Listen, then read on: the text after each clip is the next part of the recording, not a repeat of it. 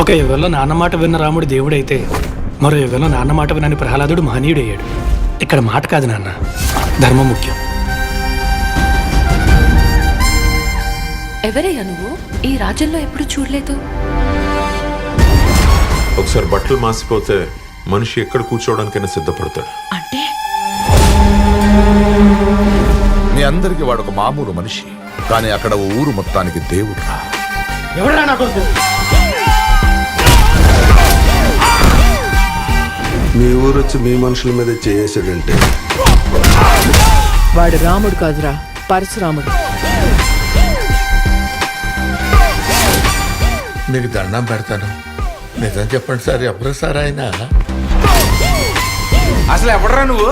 Address పెట్టు, address పెట్టు, urgent నీ అడ్రస్ పెట్టు, అడ్రస్ పెట్టు. ఆధారమే లేనోడికి ఆధార్ కార్డు ఎక్కడ ఉంటుందయ్యా?